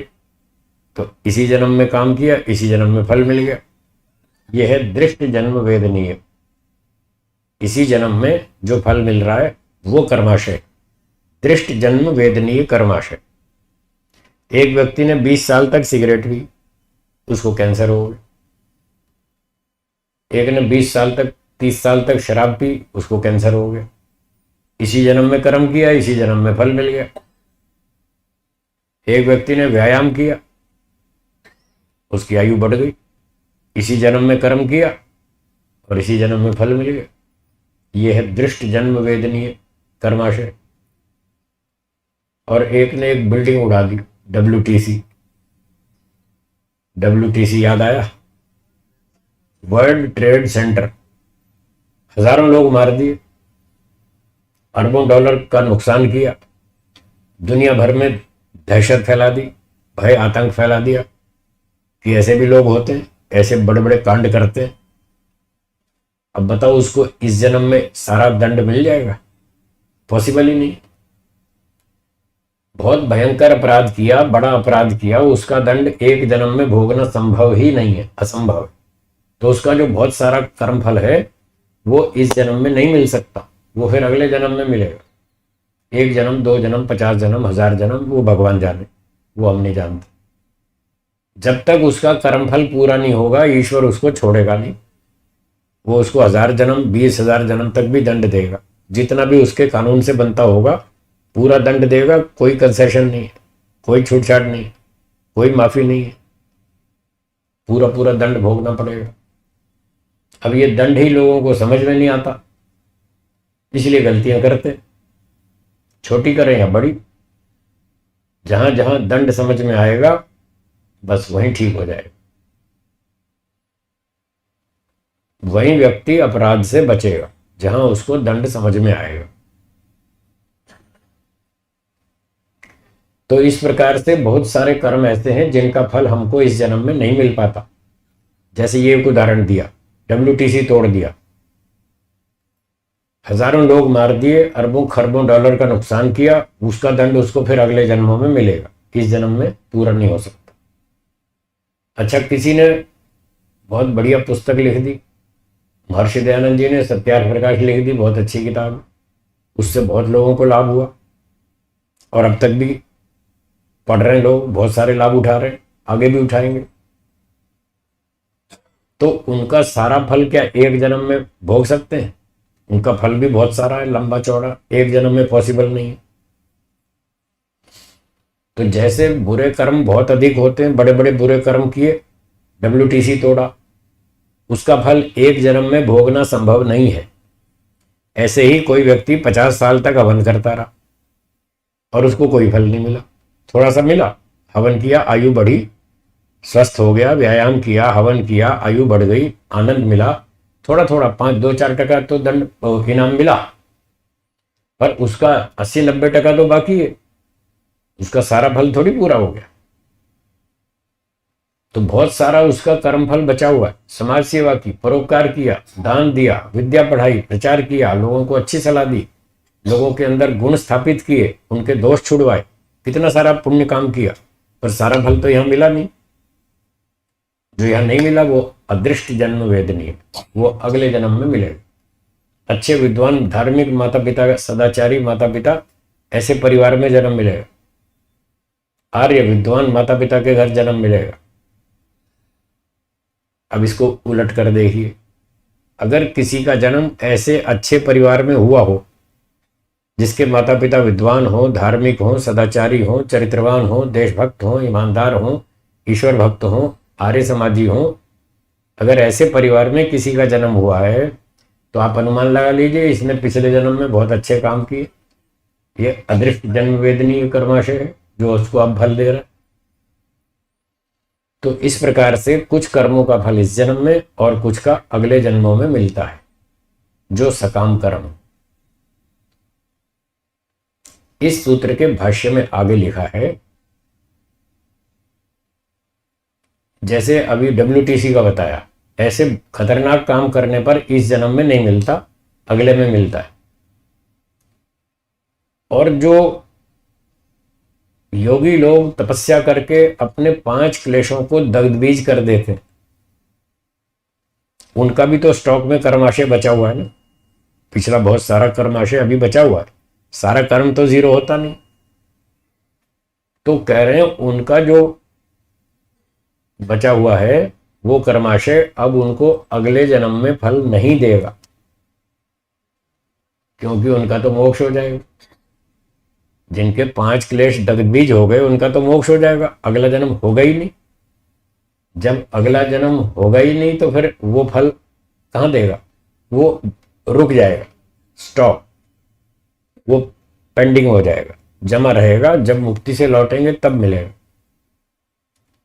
तो जो अत्यंत दुष्ट कर्म करते हैं, व्यास भाष्य में लिखा है, जो अत्यंत दुष्ट कर्म करते हैं उनको पूरा कर्मफल इस जन्म में नहीं मिलता। जैसे WTC तोड़ने वाले को, उसको पूरा कर्मफल इस जन्म में नहीं मिलता। और जो दगबीज कर लेते हैं उनको अगले जन्म में नहीं मिलता, उनको मुक्ति से लौट कर मिलता है। इस प्रमाण से पता चलता है कि कर्म बचे रहे। मिलता तो है, बिना फल दिए तो कर्म नष्ट होता नहीं। महर्षि दयानंद जी ने ये बात 2 जगह लिखी है, एक सत्यार्थ प्रकाश में 4थे समोल्लास में, और एक यजुर्वेद के भाष्य में 40वें अध्याय में लिखी है। क्या लिखी है? किया हुआ कर्म कभी निष्फल नहीं होता। बोलिए। फल तो मिलेगा, चाहे अब मिले, चाहे 10 साल बाद मिले, चाहे अगले जन्म में मिले, चाहे मुक्ति से लौट कर मिले, फल तो मिलेगा। वो निष्फल कभी नहीं होता। जो किया है, अच्छा किया हो चाहे बुरा किया हो, अच्छा किया है तो अच्छा फल मिलेगा, बुरा किया है तो दंड मिलेगा, माफी कहीं नहीं है। आपने अच्छा काम किया, ईश्वर ने आपको इनाम दिया। अब वो इनाम बहुत सारा है, क्योंकि आपने कर्म भी बहुत सारा किया था, खूब दान दिया, तो ईश्वर ने आपको खूब संपत्ति दी, उसका कई गुना बढ़ाकर फल दिया। एक ये बात भी समझने जैसी है, कहीं कहीं तो ऐसे दृष्टांत मिलते हैं कि कई गुना फल मिलता है, ऐसा भी है। आप 1 बोरी गेहूं खेत में डालो, बीज, कितनी फसल मिलेगी? 1 बोरी? 50 बोरी? क्यों जी, खेती वाला है कोई आप में? हाँ बताओ, 1 बोरी का कितना मिलेगा? लोग 50 गुना, 100 गुना, 1000 गुना बता रहे हैं। 50 गुना, 100 गुना तो मिलेगा ही। अगर किसान 1 बोरी बीज डाले और उसको फसल 1 बोरी मिले तो वो डालेगा क्यों? जब कोई फायदा नहीं तो क्यों डालेगा? मेहनत फालतू की क्यों करेगा? आपने व्यापार में पैसा लगाया, 10 रुपए लगाए और धंधा करके भी फिर 10 ही रुपए मिले, तो आप क्यों करोगे धंधा? 10 के 12 तो मिलना चाहिए ना। 2 रुपये प्रॉफिट तो मिलना चाहिए, तभी तो आप उसको री इन्वेस्ट करेंगे, घर का खर्चा भी निकालेंगे, तभी तो ऐसे व्यापार चलता है। 10 का 10 ही रहे तो फिर आप व्यापार नहीं करेंगे। तो किसान 1 बोरी डाले खेत में और 1 बोरी वापस मिले तो वो नहीं डालेगा, वो इसीलिए डालता है, उसको 30 बोरी, 50 बोरी, 100 बोरी मिलता। आम का एक बीज वो हजारों आम मिलते, वर्षों तक मिलते रहते हैं। हाँ या ना? तो ऐसे ऐसे उदाहरण भी मिलते हैं। तो फिर विचार आता भी, सोच समझ के काम करो, पता नहीं कितना फल मिलेगा।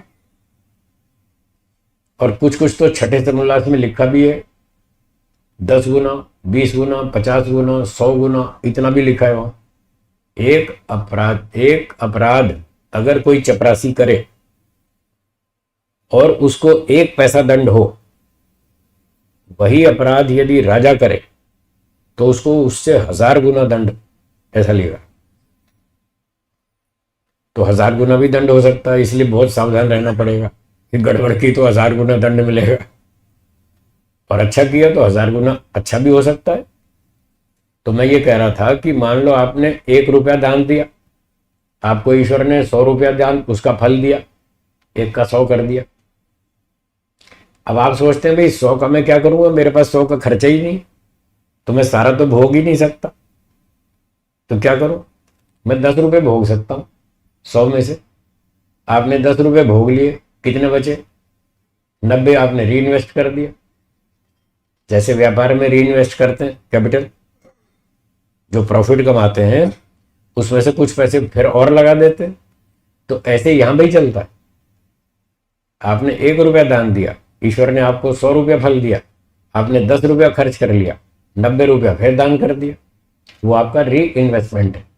तो ऐसा तो कर सकते हैं, फिर उसको आगे आगे इन्वेस्ट करते जाइए, आगे और फल मिलता जाएगा, फिर इन्वेस्ट करते जाइए, आगे और मिलता जाएगा। ये तो हो सकता है, पर बिना फल भोगे वो नष्ट नहीं होगा। फल तो आपको जरूर मिलेगा, आगे आपकी इच्छा है आप क्या करें उसका, जो भी करो मिलेगा जरूर। तो बस ये सिद्धांत दिमाग में रखें, फल से बच नहीं सकते, फल तो मिलेगा, अच्छा हो चाहे बुरा हो। इसलिए सोच समझ के काम करें, हर समय सावधान रहें, सावधानी हटी और दुर्घटना घटी। ठीक है, चलिए थोड़ा समय शंका समाधान कर लें। बोलिए, जो शंका हो पूछिए।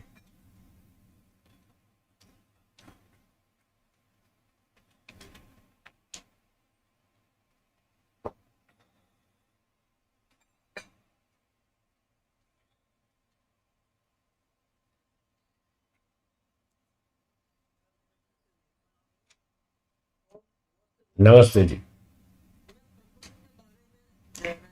जानना चाहते हैं प्रकृति के बारे में? हाँ ठीक। रोटी तो खाते हैं ना। रोटी किससे बनती है? आटे से। आटा किससे बनता है? गेहूं से। गेहूं किससे बनता है? मिट्टी से, बीज से। ये मिट्टी किससे बनती है? उसका एक और कारण है जिसका नाम है तन्मात्रा। क्या नाम? तन्मात्रा। जैसे रोटी आटे से बनती है, आटे को बोलते हैं कारण द्रव्य। क्या बोलेंगे? कारण द्रव्य। और जो चीज कारण द्रव्य से उत्पन्न होती है उसको बोलते हैं कार्य द्रव्य। क्या बोलेंगे? कार्य द्रव्य। तो रोटी क्या है? कार्य द्रव्य। आटा क्या है? कारण द्रव्य। ठीक है, इन दोनों में कारण कार्य संबंध है। रोटी और आटा दोनों में कारण कार्य संबंध। तो रोटी का कारण आटा, आटे का कारण गेहूं, गेहूं का कारण मिट्टी, मिट्टी का कारण तन्मात्रा। इससे भी छोटा पदार्थ है, सूक्ष्म तत्व है, उसको तन्मात्रा कहते हैं, उसका नाम यह है। फिर तन्मात्रा का कारण अहंकार। सांख्य दर्शन में ये सारी बातें लिखी हैं, वहीं से सुना रहा हूं। तो तन्मात्रा का कारण कौन? अहंकार। वो और सूक्ष्म पदार्थ, छोटे छोटे पार्टिकल्स। फिर अहंकार का कारण महत्तत्व। बोलिए। फिर महत्तत्व का कारण प्रकृति। जो सबसे सूक्ष्म कारण है, सबसे सूक्ष्म द्रव्य है, परमाणु, सबसे छोटा परमाणु, उसका नाम प्रकृति है। उस प्रकृति में 3 प्रकार के कण हैं, पार्टिकल्स, 3 वैरायटी। जैसे आपकी रसोई में एक चने की दाल, एक मूंग की दाल, एक उड़द की दाल, 3 तरह की दालें हैं। तो ये 3 प्रकार की दाल समझ लीजिए। एक सत्वगुण, एक रजोगुण, एक तमोगुण। एक सत्वगुण की दाल है, ढेरी, खूब लंबी चौड़ी। एक रजोगुण की ढेरी है, उसमें बहुत परमाणु है। एक तमोगुण के परमाणु है, ढेर सारे। उन सारे प्रकार, तीनों प्रकार के सभी परमाणुओं का जो समुदाय है उसका नाम प्रकृति है। वो संसार का मटेरियल सबसे सूक्ष्म तत्व है, मटेरियल्स में, भौतिक द्रव्यों में सबसे सूक्ष्म है, उसका नाम है प्रकृति। वो अनादि है, नित्य है, वो कभी उत्पन्न नहीं हुई। जो वस्तु उत्पन्न होती है वो नष्ट होती है, जो उत्पन्न नहीं होती वो नष्ट भी नहीं होती। तो प्रकृति उत्पन्न हुई? नहीं हुई। क्या वो नष्ट हो जाएगी? नहीं होगी। ये संसार उत्पन्न हुआ है, ये नष्ट हो जाएगा। जब ये नष्ट हो जाएगा तो प्रकृति बची रहेगी, वही सत्व रजतम, 3 तरह के परमाणु बचे रहेंगे, उसका नाम प्रकृति है। वो जब प्रलय होगी, सब जगत नष्ट हो जाएगा, उस समय जो परमाणु बिखर जाएंगे स्पेस के अंदर, आकाश में सारे परमाणु बिखर जाएंगे, फैल जाएंगे। जैसे समुद्र के किनारे पर रेती होती है, रेती, रेती फैली होती है ना, ऐसे रेत से भी बहुत छोटे कण होंगे, ऐसे फैले पड़े रहेंगे। वो है प्रकृति। और फिर उसी प्रकृति से ईश्वर दोबारा नई सृष्टि बनाएगा। इस तरह से ईश्वर सृष्टि बनाता रहता है और अंत में नष्ट करता रहता है, बनाता रहता है, नष्ट करता रहता है। सृष्टि उत्पन्न होती है, नष्ट होती है। जिस मटेरियल से पैदा होती है उसका नाम प्रकृति। वो मटेरियल सत्वरजतम ना कभी उत्पन्न होता है, ना कभी नष्ट होता। वो नित्य अनादि पदार्थ, ये है प्रकृति। और कोई प्रश्न हो तो बताइए। जी नमस्ते गुरु। नमस्ते जी। मोक्ष की अवस्था में जीवात्मा ब्रह्मांड का चक्कर लगाता है, ठीक है, घूमते हैं। ठीक है। तो वैसे जीवात्मा का एक स्वाभाविक गुण है अल्पज्यता। हम्म। तो अब ये सारा गुण लेगा, ये तो उसको कुछ याद रहना तो नहीं रहेगा, भूल जाएगा, भूल जाए। भूल जाएगा। और स्पेस में भी चीजें रिंग की तरह है चारों तरफ। हाँ ठीक है। वो अल्पज्यता के कारण एक दिशा में ही अगर जाएगा हम्म। तो भी उसको पूरा तो कुछ समझ नहीं आएगा, भूल जाएगा। भूल जाए। हाँ, कितना भी लंबा जाएगा, कितना भी देखता जाएगा, देखता जाएगा, देखता जाएगा, 2-4 साल तक याद रहेगा, फिर भूल जाएगा। और प्रकृति की भी मात्रा इतनी है कि मान लो एक लाइन में अगर चलता है तो भी शायद ही अंत है, करोड़ों साल तक चलता रहेगा। चलता है। हाँ, बहुत लंबी है सृष्टि, इसलिए वो बोर नहीं होगा। इसलिए बोर नहीं होगा, उसको नई नई चीजें मिलती रहेंगी। पिछली वाली भूल जाएगा, फिर नई नई देखेगा। वही पुरानी जब दोबारा देखेगा तब तक भूल चुका होगा, तो फिर उसको नई नई लगेंगी, इसलिए वो बोर नहीं होगा।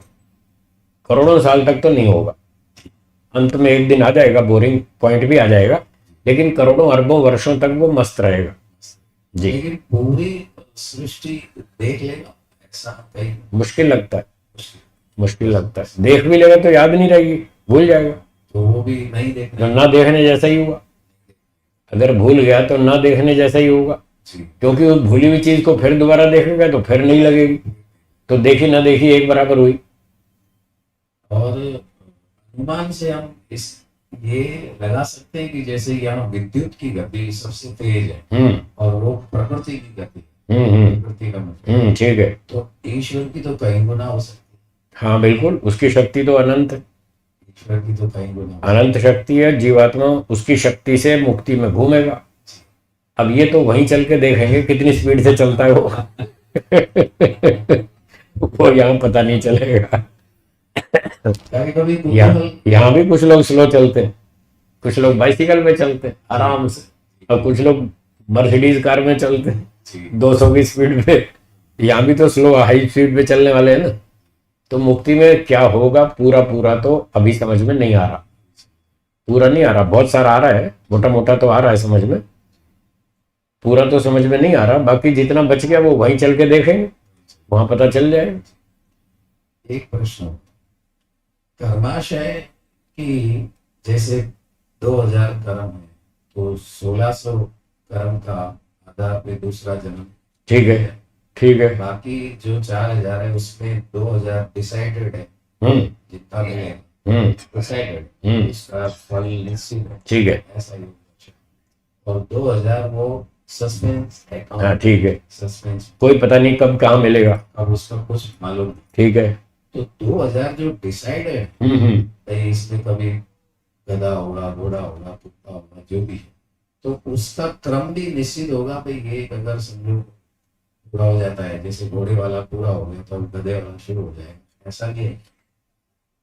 हाँ वो भी हो सकता है, ऐसा ऐसा हो सकता है। जैसे मैंने कहा कि वो WTC तोड़ दिया, जी जिस आदमी ने तोड़ दिया जी उसके पाप बहुत अधिक है, जी, तो उसको दंड देना बहुत सारा।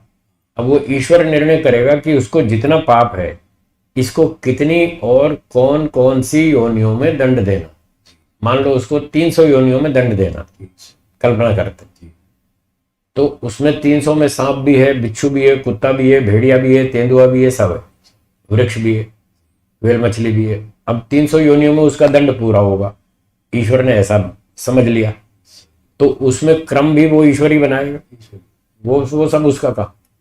हाँ, वो हमारी समझ में नहीं आता। व्यास जी ने भी हाथ ऊंचे कर दिए, जी, बोले भाई ये बड़ा जटिल विषय है, हमारी समझ में नहीं आता, वो भगवान जाने। एक प्रश्न कि जैसे अल्पज्यता जीवात्मा का स्वाभाविक गुण, ऐसे कर्म करना भी स्वाभाविक गुण माना जाए। हाँ, तो उसका स्वभाव है, वो खाली बैठता ही नहीं, खाली नहीं बैठता, वो कुछ तो करेगा। जी, चेतन है ना, जी, वो चेतन है, इसलिए कुछ ना कुछ सोचेगा, जी, सोचेगा तो फिर करेगा भी, जी, इसलिए उसका स्वभाव ही है क्रियाशील रहना। क्रियाशील। हाँ, बस उसके पास साधन होने चाहिए। जी, साधन है, होश है, तो वो चुप नहीं बैठेगा, फिर कुछ तो करेगा। तो स्वाभाविक होने के कारण जैसे अल्पज्यता उसमें से कभी नहीं निकल पाई, ऐसे उसका कर्मों का भी जो, हाँ, कर्म शून्यता भी नहीं होगी। उसकी शर्त बता दी, साधन होने चाहिए तो कर्म करेगा, जी साधन अधूरे हैं तो नहीं कर पाएगा। वो प्रलय में नहीं होगा। हाँ, प्रलय में कोई काम नहीं करेगा क्योंकि साधन नहीं है। जैसे ही साधन मिलेंगे वो शुरू हो जाएगा। जी हाँ, बच्चे को आप बिठा दो 10 मिनट ऐसे बैठना बेटा, हिलना नहीं, वो नहीं बैठ सकता। 10 मिनट 2 साल का बच्चा चुपचाप ऐसे आसन लगा के नहीं बैठ सकता। तो बस उसकी आदत है, कुछ तो करेगा। इसलिए दृष्ट और अदृष्ट जन्म इसलिए अनादिकाल से चक्र चल रहा है, अनंत काल तक चलेगा, चले। चलता रहेगा, ये कभी खत्म नहीं होगा। हम मुक्ति में जाएंगे फिर वापस आएंगे, फिर जाएंगे फिर वापस आएंगे, फिर जाएंगे फिर आएंगे। ये चक्र भी अनादिकाल से अनंत काल तक चलेगा, ना शुरू हुआ ना खत्म होगा। जी।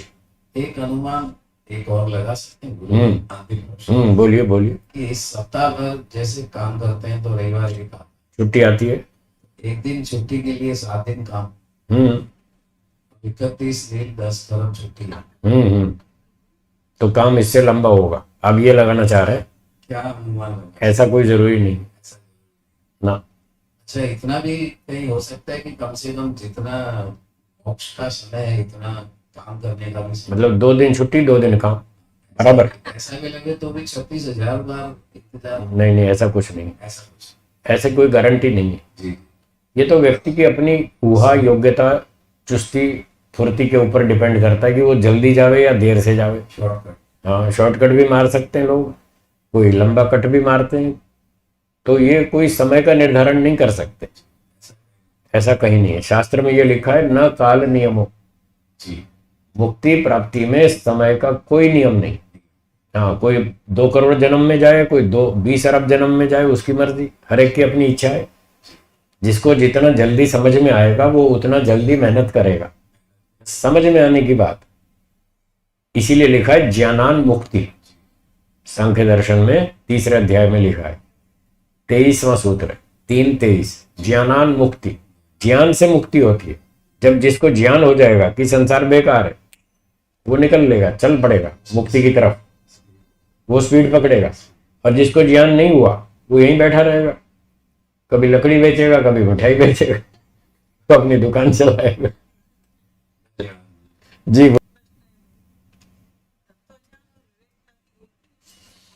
तत्व उनमें से एक स्तर का नाम विवेक ख्याति है। एक लेवल पर दोनों एक ही चीज है, तत्व ज्ञान और विवेक ख्याति। जो छोटे स्तर का जो लेवल है तत्व ज्ञान का, उसका नाम विवेक ख्याति है।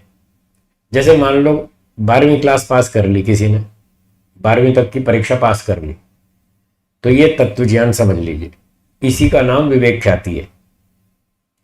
और जब अब ग्रेजुएशन में एंट्री करेंगे, अगला सिलेबस पढ़ेंगे, तो वो फिर तत्व ज्ञान का ही क्षेत्र है, आगे विवेक ख्याति से ऊपर है। तो आगे चलकर जब तत्व ज्ञान का स्तर ऊंचा होगा तो वो 12वीं वाला विवेक ख्याति का लेवल छोड़ देंगे, फिर बीए में जाएंगे, फिर और ऊपर एमए में जाएंगे। इस तरह से विवेक ख्याति का स्तर तो सीमित है, छोटा है, पर तत्व ज्ञान का 12वीं से लेकर के एमए तक, पीएचडी तक। इसलिए तत्व ज्ञान का क्षेत्र बड़ा है, व्यापक है, और विवेक ख्याति का स्तर छोटा है। उसमें से एक हिस्से का नाम विवेक ख्याति है।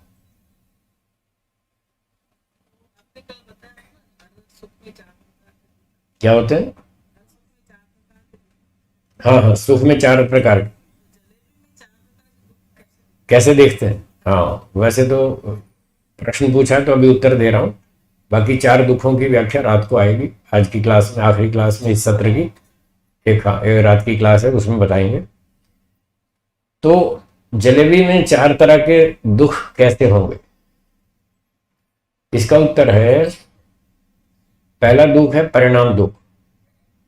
परिणाम दुख का मतलब खूब पेट भर जलेबी खाओ, आपका पेट भर जाएगा, जबान भी थक जाएगी, और मीठा नहीं खाया जाता, आप खाना बंद कर दें, पेट भी भर जाएगा, जबान भी थक जाएगी, मन की इच्छा पूरी नहीं होगी, मन में इच्छा बनी रहेगी, तो जलेबी और खा लेता तो अच्छा होता। मन में इच्छा अभी भी बनी रहेगी, वो नहीं खत्म होगी, ये परिणाम दुख है। इच्छा बनी हुई है और खा नहीं पा रहे, मन मसोस के रह गए, क्या करें? कैपेसिटी नहीं है। और कईयों की कैपेसिटी होती है, वो खाते हैं जम के, खूब खाते हैं। तो खाने की इच्छा जो है ना, मन में जो इच्छा है, सुख लेने की इच्छा, वो खत्म नहीं होगी, ये परिणाम दुख है। ताप दुख ये है कि आपने 4 बजे शाम को जलेबी मंगा के रख ली और सोचा भाई 8 बजे खाएंगे रात को भोजन के साथ, डिनर के साथ। कितने बजे मंगा ली? 4 बजे। खाएंगे कब? बीच में कितने घंटे का गैप? ये 4 घंटे आपको ताप दुख सताएगा। कोई दूसरा ना खा जाए, कोई अतिथि ना खा जाए, कोई मेहमान ना खा जाए, कोई बच्चा ना आ जाए पड़ोसी, उसको देनी पड़ेगी तो मेरे हाथ में नहीं आएगी। ये ताप दुख है। और संस्कार दुख, एक बार जलेबी खाई उसका सुख लिया, फिर दूसरी बार खाई उसका सुख लिया, 15 बार जलेबी खाई 15 बार सुख लिया। अब 16वीं बार फिर इच्छा हुई कि आज जलेबी मंगाओ। वो था त्योहार का दिन, तो आपने अपने नौकर को भेजा, जाओ भाई दुकान से जलेबी ले आओ। वो जलेबी लेने गया तो वहां सारा माल खत्म। त्योहार का दिन था, बिक गया फटाफट, लोग ले गए। तो उसने आपको फोन किया कि जी जलेबी तो खत्म हो गई। आपने कहा 4 दुकान आगे जाओ, वहां एक और अच्छी दुकान है, वहां से ले आओ। वो 4 दुकान आगे गया, वहां भी माल खत्म, सब बिक गया। अब मूड था बहुत खाने का, इच्छा तो बहुत थी खाने की, पर 6 दुकान घूम लिए तब भी नहीं मिली। अब सुख होगा या दुख होगा? अब जो दुख होगा ये संस्कार दुख है। जलेबी का सुख खाना प्राप्त करना चाहते हैं पर वो मिल नहीं रही, वो सुख मिल नहीं रहा, तो उस सुख के न मिलने पर जो कष्ट होता है उसका नाम है संस्कार दुख। ठीक। और चौथा है गुणवृत्ति विरोध दुख। आपने पिछले 3 अनुभव याद कर लिए कि पिछली बार मेरा बहुत मूड था जलेबी खाने का और मिली नहीं, तो आज फिर इच्छा हो रही है, क्या करूं? जलेबी खाने की इच्छा करूं या ना करूं? और मैं आज इच्छा कर लूं और फिर ना मिले, आज भी ना मिले तो फिर परेशानी होगी। तो व्यक्ति सोचता है कि यदि आज भी जलेबी नहीं मिली तो अब फिर परेशानी होगी। उस परेशानी से बचने के लिए क्या करूं? इच्छा करूं या ना करूं? तो मन में 2 विचार उठते हैं। एक विचार कहता है कर लो इच्छा, हो सकता है मिल जाए, कर लो इच्छा, हो सकता है मिल जाए। फिर एक विचार आता है और ना मिली तो फिर दुख होगा। तो 2 विचार आते हैं। एक विचार कहता है इच्छा कर लो, दूसरा कहता है मत करो। फिर कहता है कर लो, उस दिन नहीं मिली तो आज भी नहीं मिलेगी, ऐसी कोई गारंटी थोड़ी है, हो सकता है मिल भी जाए। तो एक विचार आता है इच्छा कर लो, दूसरा कहता है मत करो, एक कहता है इच्छा कर लो, दूसरा कहता है मत करो। ये अंदर लड़ाई चलती रहती है। इसका नाम है गुणवृत्ति विरोध दुख। तो एक जलेबी के सुख में ये 4 दुख छिपे हैं। ठीक है। हाँ जी साहब बोलिए, आखिरी सवाल। नमस्ते सर। नमस्ते जी। मेरा प्रश्न है कि प्रलय के बारे में प्रश्न है कि ईश्वर की न्याय व्यवस्था मुजब प्रलय होता है, मतलब प्रलय करते हैं ईश्वर, लेकिन कहाँ कहाँ प्रलय करता है? यह पृथ्वी है, ऐसी पृथ्वियां तो ब्रह्मांड में हजारों लाखों पृथ्वियां हैं। ठीक है। तो प्रलय कहाँ कहाँ करता है सर? पृथ्वी सभी ग्रह नष्ट होते हैं या अमुक अमुक ग्रह ही नष्ट होते हैं? सिर्फ पृथ्वी नष्ट होती है कि सारे ब्रह्मांड के ग्रह और गैलेक्सी नष्ट होती है? ये प्रश्न है। हाँ, आपका प्रश्न है कि सारे ब्रह्मांड की प्रलय एक साथ होती है या कहीं कहीं होती है? मेरा उत्तर है कि पूरे ब्रह्मांड की प्रलय एक साथ होती। सारे ब्रह्मांड की रचना भी एक साथ होती है और पूरे ब्रह्मांड का विनाश भी एक साथ होता है। ऐसा नहीं कि एक हिस्से में सृष्टि बन रही है, एक में चल रही है, एक में नष्ट हो रही है। ये विचार आज की मॉडर्न साइंस का है। ये विचार आज की मॉडर्न साइंस का है। वो ये मानते हैं एक इलाके में सृष्टि बन रही है, एक इलाके में चल रही है, एक इलाके में नष्ट हो रही है। ये मॉडर्न साइंटिस्ट का विचार है, ऋषियों का ये विचार नहीं है। उनका विचार है पूरी रचना एक साथ होती है, पूरी प्रलय भी एक साथ होती है। इसका प्रमाण देखना हो तो ऋग्वेद आदि भाष्य भूमिका में लिखा है। महर्षि दयानंद जी ने लिखा है कि परमात्मा 1000 चतुर्युगी वर्ष पर्यंत, क्या बोला, एक इस सृष्टि को मिटाकर कारण में लीन रखता है। इस सृष्टि को मिटाकर कारण में लीन रखता है, तो मतलब टोटल प्रलय होनी चाहिए, तभी तो लीन होगा ना। और अगर कहीं चल रही है, बन रही है, कहीं टूट रही है, तो लीन कहाँ हुआ। वो तो कह रहे हैं 1000 चतुर्युगी जितना समय है प्रलय का, पूरे समय तक ईश्वर इस जगत को मिटाकर कारण में लीन रखता है। इससे सिद्ध होता है पूरी प्रलय एक साथ होती है।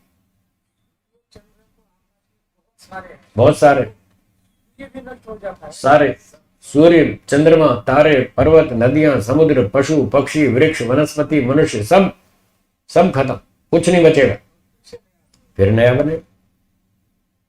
ठीक है जी, समय के अनुसार विराम देंगे। और कोई आखिरी सवाल है, बोलिए। हाँ, नमस्ते गुरु जी। नमस्ते। आप ज्ञान का भंडार हो, हम अज्ञान के खान है। आप कल कल बहता ज्ञान का झरना हो, हम बंजर खेत खलिहान है। आप ज्ञान के सुंदर मूर्त हो, हम अनगढ़ पाषाण है। आप ज्ञान का पूर्णिमा का चंद्रमा हो, हम अमावस्या की रात है।